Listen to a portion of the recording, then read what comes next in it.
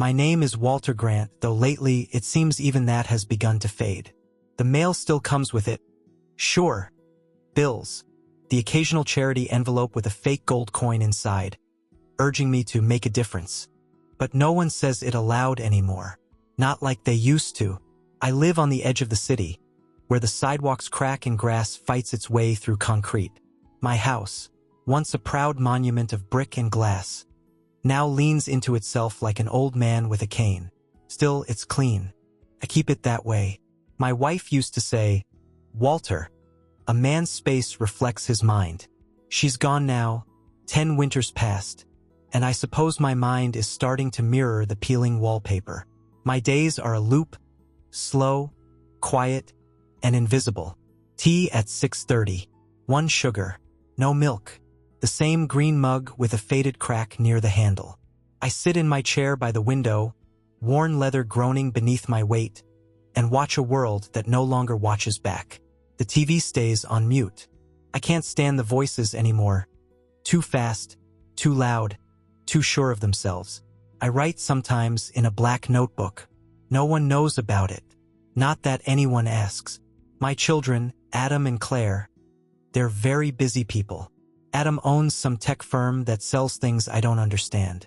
Claire's a corporate attorney. Power suits. Fast talks. They call once a month. Like clockwork. 5 minutes of polite indifference. They ask if I need anything. I say no, knowing full well the question isn't real. It's a ritual. A checkbox on their digital calendars. My grandkids? I see them twice a year. Birthdays and Christmas. They hug me like I'm made of glass. Toss out a "how are you?"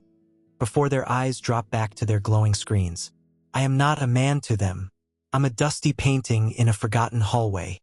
At the grocery store, I speak, but the cashier looks past me. At the clinic, the nurse pats my shoulder like I'm a child who forgot how to use words. "Poor thing," she says, assuming I can't hear. I hear everything. Do you know what it feels like to become a ghost while you're still breathing? To walk down the street and see no reflection in the eyes of others? I do. There's a special kind of silence in aging. It isn't peaceful. It's surgical. Cuts. And I bleed slowly, unseen, unfelt. But inside, something remains. A flicker. A coal, buried beneath years of ash. It hasn't gone out. It warms in the pit of me when I think of how they look at me now. Like I'm harmless. Forgettable. Done. They're wrong. They think I've lost my mind, my edge, my purpose.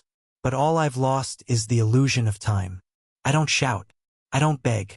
I observe. I wait. I forgive no one. Not anymore. There was a time they listened when I spoke. They leaned in. They held their breath. They waited. I built my name with hands that refused to shake. Not from age, not from fear. I wasn't born into power. I carved it piece by brutal piece. My first company was a garage with 2 chairs and a desk missing a leg. The air reeked of sweat and desperation. But I had a vision and a spine that didn't bend. I remember those early years like scenes from a war film. No sleep, no safety net, just grit and fire. I negotiated contracts in diners at midnight. I sold my car to pay my employees. I borrowed against a house I didn't even fully own to make payroll during the '92 crash. I bled for this empire. And when they betrayed me because they did, I bled more. Partners with polished smiles and knives tucked in their briefcases. I lost millions. Lost sleep. Lost faith. But never lost control. I rebuilt. Stronger. Smarter. I learned to smile while loading the next move. They talk now like I was just lucky. As if the storms I walked through were spring rain. They forget I once was the storm. I remember sitting in the boardroom, head of the table, 12 men around me, each richer than kings but still waiting for my nod. That silence before a decision, that was mine. I owned it. They couldn't breathe without me saying, "Go." But my proudest moments? Not the mergers, not the headlines. It was the family. I paid Adam's tuition with the money I could have used to buy a second property in Aspen. Claire's law school, I worked through a herniated disc to cover her books. And when my wife's cancer came back, I sold my shares at a loss to afford the treatment not covered by insurance. Because they said she had 6 months. I bought her 3 more years. Every second mattered. And now my phone doesn't ring. Now my son answers with, "Can I call you later?" And forgets. Now my daughter says, "I'm in court all week, Dad." Like justice will crumble if she pauses for 10 minutes. I was the sword they hid behind, the anchor that kept them steady, the roof that didn't leak even when the sky opened. But roofs don't get thanks. They just get replaced. They think I've gone soft, senile, that I've slipped into some fog. But no, I see it all with terrifying clarity. I see how the world rewards the loud, the young, the ruthless, and punishes the steady hand once it begins to tremble. But the thing about hands like mine, they still know how to close into a fist. And the mind that once built empires still remembers every floor plan. I am not gone. I am not broken.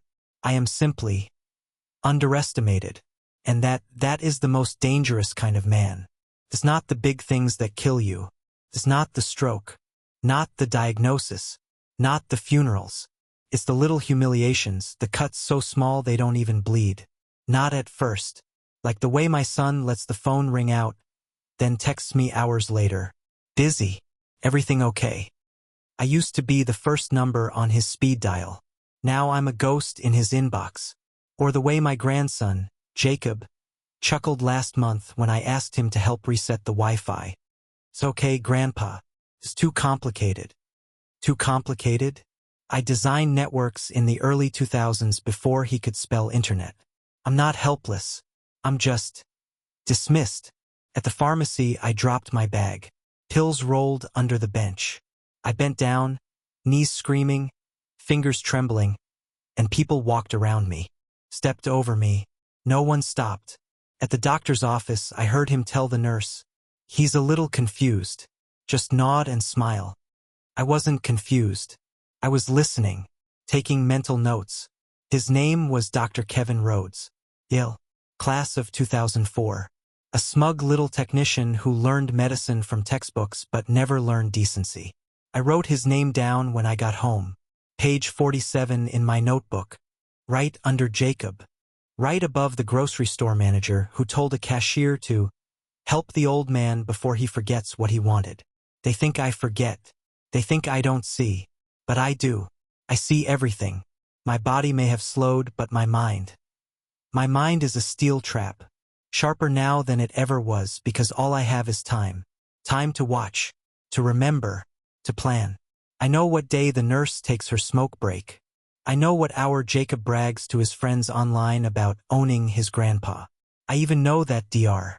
Rhodes has a habit of calling in fake prescriptions under a different name, his dead uncle's no less. I don't act. Not yet. But I write. Every insult. Every lie. Every moment they mistake silence for weakness. And each entry is a drop of pressure behind a dam. One day that dam will break. And no one will be laughing. They'll say I snapped. They'll say old Walter just couldn't take it anymore. But the truth is, I'm taking it all. One detail at a time. It happened on a Tuesday.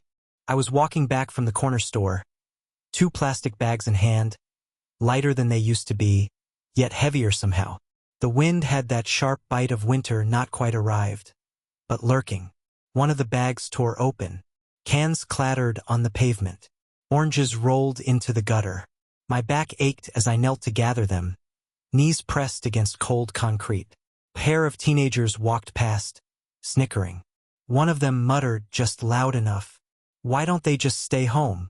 Useless." And then the word. Nobody. Just one word dropped like ash. They didn't see the way my fingers froze mid-reach. They didn't hear the silence in my lungs. Not breathlessness, but decision. Something in me snapped. Not like a twig, like a lock. All this time I've been waiting for someone to see me. A son, a friend, a stranger. But I've been looking in the wrong direction. I don't need to be seen. I need to see. I went home and didn't turn on the lights. I moved through my house like a shadow, familiar with every creak and corner. I opened the small compartment in the wall behind the bookshelf. Not a gun, not a bottle, but something more dangerous. A black book. And an old phone. Not a smartphone. A burner. One I used years ago when corporate deals needed private channels. When things needed to be done. Off the record. I blew the dust off and plugged it in. I sat in the dark as it powered up, soft blue glow pulsing like a heartbeat. My heartbeat. Then I opened the book, my real ledger. Page after page of names, dates, events, secrets I've gathered not just recently but over decades. I never stopped watching. Not truly. Some of these people owe me favors. Some owe me debts. Some just forgot I still knew where their skeletons sleep. I reached into the back of my closet, pulled out a folder with copies of contracts I helped hide. Donations made in the wrong names. Transfers that shouldn't exist. I remember the game. Every rule. Every cheat. Every pressure point. I was never just a businessman. I was a strategist. Player. And the pieces are still on the board. They forgot who I was. Now I remind them. Without saying a word. They'll think it's bad luck. A bad quarter. A scandal someone dug up. They'll never see me coming. Because predators don't roar. They wait. And when they strike, it's already too late. They say revenge is loud. A shout. A slap. A slammed door. They're wrong. The most effective revenge doesn't announce itself. It walks in on soft feet. It moves through inboxes, legal systems, anonymous calls at the right time to the right person. It whispers. And mine had begun. First was Adam, my son. CEO, father of 3, always too busy for his own. He'd built his company on shaky foundations. I knew it. He knew it. The board didn't, yet. I made one call. Just one. A former partner, whom Adam had ghosted years ago after a shady merger. The man still burned with resentment. I gave him what he needed. Old documents, a list of shadow investors, and one name on a loan that never should have existed. The SEC started sniffing around a week later. Internal audit. Press leak. Stock drop. The man who once ignored my birthday for 6 years straight, now he's sweating under studio lights, offering no comment. Then Jacob, the grandson who laughed in my face. A scholarship kid with a media internship at a firm I once had a stake in. He didn't know I still had eyes there. An anonymous tip reached HR. Not lies. Just screenshots. His private group chats. Jokes he shouldn't have made. Memes no one should laugh at, especially not in 2025, especially not in corporate America. By Friday, he was let go for behavior inconsistent with company values. He came to my door 2 nights later, eyes wide with shame. Grandpa, can we talk? I didn't answer. I just sat in my chair, TV glowing without sound. Let him sit in the silence I'd known for years. And then there were the others. The doctor who mocked me, reported for fraudulent prescriptions. The nurse who humiliated me, fired after her old negligence cases resurfaced. The grocery clerk, caught stealing from the register when security happened to review archived footage. Each move was measured. Each result clinical. No screaming. No confrontation. Only the slow collapse of their facades. They don't know it's me, but they start to feel it. Phone calls to my landline increase. My kids leave voicemails again, voices tight with worry. They sense something. Something shifting. A presence they can't name but can't ignore. I remain silent, because silence is no longer my prison. It's my weapon. And now, for the first time in years, I am not invisible. I am the gravity pulling their worlds apart. They came on a Sunday. All of them. Adam arrived first. Older somehow, shoulders curved inward, confidence leaking out of him in small, nervous gestures. Claire followed, eyes sharp but tired. A woman used to winning arguments, suddenly unsure which words still worked. The grandchildren trailed behind, quieter than I'd ever known them. They stood in my living room like strangers waiting for a verdict. No one spoke at first. Good. I had learned something powerful over the last year. People fear silence more than anger. Silence forces them to face themselves. Adam cleared his throat. Dad, we've had a rough few months. I said nothing. Claire tried next. We're just worried about you. A lie. Polite one, but a lie nonetheless. Jacob finally looked at me. really looked. Not at an old man. Not at furniture. At me. Grandpa, I'm sorry. That word hung in the air, fragile and late. I studied their faces. Not with rage. Not with satisfaction. But with clarity. The kind that only comes when you stop needing anything from people. They wanted answers. Confession. Reassurance. I gave them none. Because this was never about revenge. It was about remembrance. I stood slowly. My joints protested, but my spine held. It always had. I walked past them, one by one. My presence suddenly heavy, undeniable. When I reached my desk, I opened my notebook for the last time. The final entry was already written. Age does not steal power. It reveals who was only borrowing it. The young mistake visibility for relevance. The wise understand, influence is quiet, and those who are ignored see everything. I closed the book. When I turned back, their eyes followed me. Respectful now, careful, not loving, but awake. That was enough. I did not forgive them. Forgiveness is for those who change without consequence. But I was not furious either. Fury burns fast. I had learned patience. They left differently than they arrived. Slower, humbled, aware that something vast and unseen had shifted. And I returned to my chair. Tea. One sugar. No milk. The world outside kept moving. But it no longer moved through me. I was no longer a shadow in my own life. I was the man in the dark, who understands the light better than anyone. And that, I've learned, is where true power lives. Subscribe and like this video, more interesting revenge stories of elderly people coming soon.